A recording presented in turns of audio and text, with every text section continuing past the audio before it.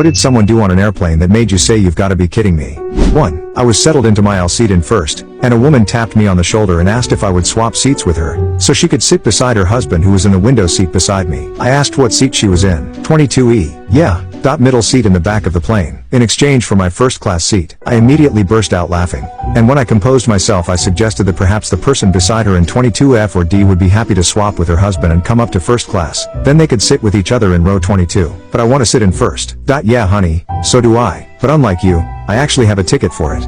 2. On a very crowded flight from San Francisco to Hawaii, I noticed a family with 2 kids under 3. They don't let you sit with kids that age for some sort of safety rule. So dad was sitting in one row with a baby and mom was in a different row with an 18-month-old kid who was raising hell and didn't want to sit or be quiet. This was the second leg of their trip. They had already been on a plane from NY to San Francisco. Mom got up with 18-month-old and was walking back to the bathroom with him stiffening up like a board, so he was hard to hold. I was sitting reading in my aisle seat with my 15-year-old son next to me. She looked at my son and said, "I'll pay you $20 if you will hold him for 10 minutes. My son reached out and took him and she went off to the bathroom. When she came back, my son said not to worry and the kid could just stay with him. The 18-month-old seemed perfectly happy with my son and he kept him for an hour until we had to prepare for landing. She tried to pay him but he said don't worry about it. When we got off the plane, that family was waiting for us. Families with babies get to get off first. They had a huge white lei for my son. He was happy. They were happy. Everybody was happy. 3. A woman got on a plane in New York headed to Los Angeles. The plane was continuing on to Seattle, but she was only going to Los Angeles. After the plane got to 35,000 feet and the pilot turned off the seat belt sign, she got up,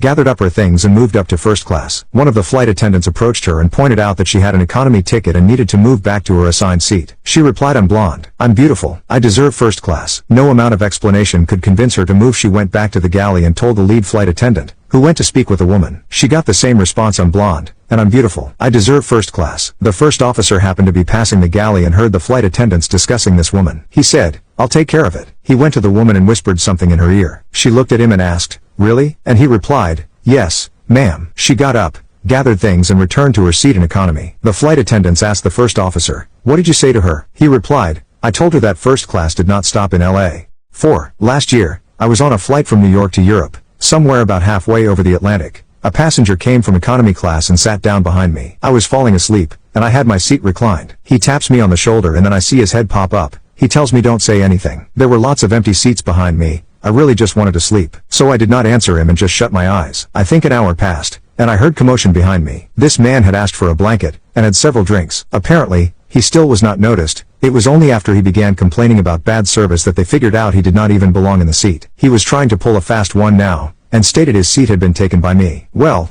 the cabin crew never even asked me, as they knew he was out of place. He refused to leave and fastened his seat belt back up